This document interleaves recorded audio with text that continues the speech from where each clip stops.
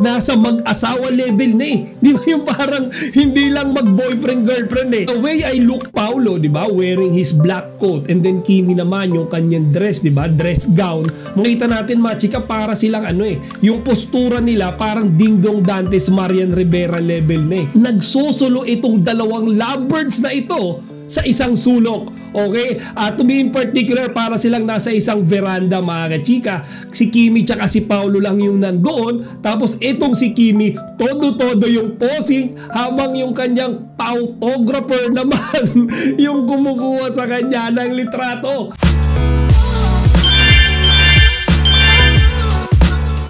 Magandang araw mga chika! Pwedeng po ulit tayo ni Chika Patrol. Bago tayo magsimula mga chika, inanyaan ko muna kayong mag-subscribe dito sa ating munting channel para palagi kayong updated sa mga latest at nagte-trending ng mga showbiz balita. Today is Saturday, kaya hindi tayo pwede mawala ng ating quick Kimpaw update mga kachika.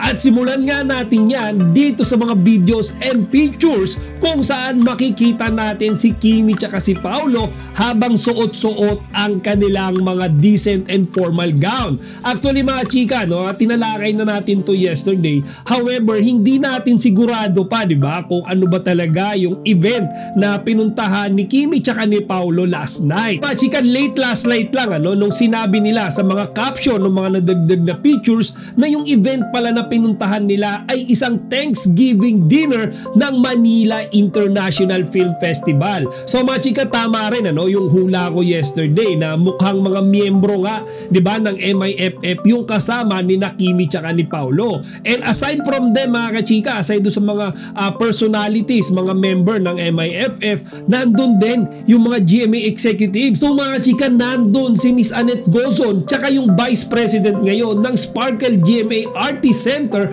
na si Joy Marcelo. So mga chika, hindi basta-basta event yan kasi dinaluhan yan, di ba, ng mga big bosses ng Kapuso Network. So mga chika, from the name of the event itself, Thanksgiving dinner, mukhang nagkaroon lang sila ng maliit na salo-salo kagabi. Taka mga chika, parang ito yung way ng parang celebration na rin nila, di ba, sa naging successful year ng MIFF last year, di ba, 2024. Tsaka siguro mga chika, this year siguro mas maraming mga pelikulang Pilipino yung ipapasok nila sa international level, di ba? At ngayon nga mga kachika, di ba, sinimulan na yan, di ba, nung Hello Love Again. Tsaka ngayon mga kachika, yung Why Love Will Make You Disappear. Siyempre yung isa nga sa pinagkaguluhan ng Kimpaw community dyan sa event na yan mga kachika ay yung picture ni Kimi tsaka ni Paolo na magkasama. So mga kachika, ang daming kinilig dyan, di ba, kasi kitang-kita naman natin kung gaano kagwapo si Paolo dyan and yung kanyang jusawan na si Kimi mga kachika. Actually nagpost nga si Kimi, di ba, sa kanyang Instagram account. Nabi niya na mauuna na nga daw silang dalawa ni Paolo sa paparating na ABS-CBN Ball. So mga kachika, actually isa pa yan marami rin yung nag-aabang ng mga fellow Kimpaw fans natin na sana, di ba, pumunta si Kimi with his partner Paolo Abilino sa paparating na ABS-CBN Ball 2025. So mga chika, sinasabi nga natin na picture, makikita natin na para na nga talagang nasa mag-asawa level na eh. Di ba, yung parang hindi lang mag-boyfriend-girlfriend eh. The way I look Paolo, di ba, wearing his black coat, and then Kimi naman yung kanyang dress, di ba, dress gown. Makita natin mga chika, para silang yung postura nila parang Dingdong Dantes Marian Rivera level na eh. Di ba, alam niyo yung parang mag-asawa na pumupunta sa isang event. Di ba, ito personal opinion ko lang mga kachika, ganun ko sila nakikita dyan sa picture and videos na yan. So mga chika, nakakatuwa, at least in some way ay nagkaroon din ng pagkakataon na makapag-banding sina Kimi tsaka si Paolo dyan sa event na yan ng MIFF. And then mga chika, another update naman tayo, at ito naman ay nangyari kanina lamang. I think this is about the Hollywood Press Junket interview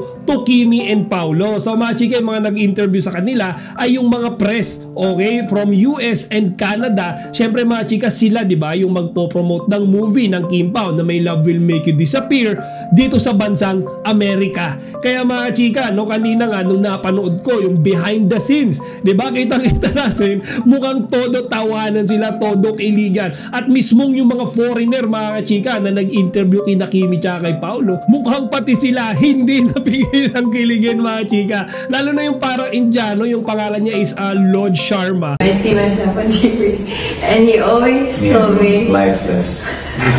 and he always tells me, you really like watching yourself on TV. Yes, this is my dream. I can't cringe whenever I see myself on TV. I mean, I'm like a mixer. Kitang-kita sa pictures mga chika na mukhang tuwang-tuwa talaga siya sa Kim Pao. Okay? Actually, hindi ko nga alam mga chika kung kanino siya nakukyutan eh.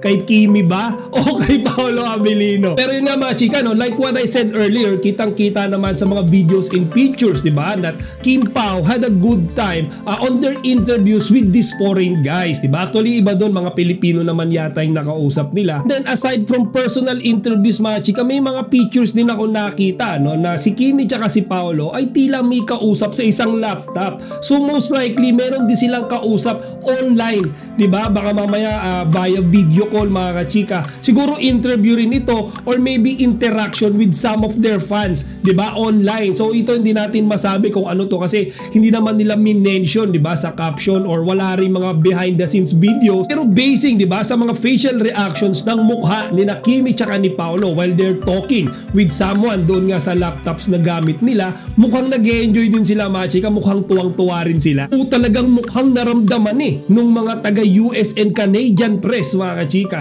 yung kilig na nararamdaman natin tuwing nakikita natin na magkasama si Kimi tsaka si Paolo. Before we completely end this video mga chika, meron pa tayong isang nakakakilig na ganap na naispatan ngayong araw sa Kim Pao. At iyon ay yung tila nagsusulo itong dalawang lovebirds na ito sa isang sulok. Okay? To be in particular, para silang nasa isang veranda mga kachika.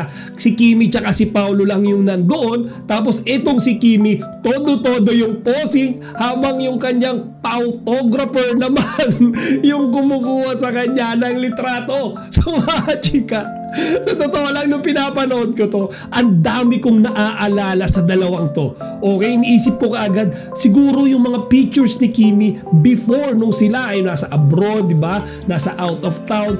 Siguro lahat yun kuha ni Paolo Abilino, di ba? Tuwing nakikita natin si Kimi, todo-todo yung post, todo-todo yung gayak, di ba? Gaganda ng mga post niyang picture sa social media. Maybe si Paolo Abilino lahat yung nagtitake nung pictures na yon. Kumbaga siya yung man behind the camera. Chika. So ayun nga sa Los Angeles, kitang-kita natin yung ebidensya, no? Naispatan sila. Si Paolo Abilino talagang seryoso siya, di ba? Sa pag-take ng pictures kay Kimi. And we all know na Paolo as also a hobby, di ba? Meron siya sariling SLR, di ba? Professional camera. Mukhang hobby rin talaga ni Paolo mga kachika yung pag-take ng pictures. And si Kimi naman, yung hobby niya mga kachika ay yung mag-picture. Kaya compatible na compatible tong dalawang to eh. Isang mahilig magpa-picture tsaka isang mahilig mag-picture. Di ba mga chika? Kaya yan, nakita na natin sa LA most probably kapag mayroong mga picture si Kimi na wala si Paolo, mga chika, nandun si Paolo. Yun nga lang siya yung kumukuha ng pictures. So ayun mga chika, another kilig pa ayuda sa atin yan kung sino man yung nagbahagi, di ba?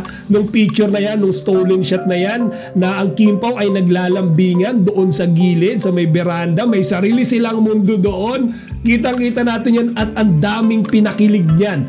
Okay, so mga chika, till here na lang muna. Sa ngayon ay nag-aabang-abang pa rin ako, di ba? Ng mga further Kim Pao updates sa mga darating pang mga araw. Lalo na at nararating na yung event nila na pinuntahan dyan, di ba? Yung konsyerto para sa mga Pilipino. I-update ko kayo kaagad mga chika once I got the pictures and medias from that particular event. Chika Patrol, signing out!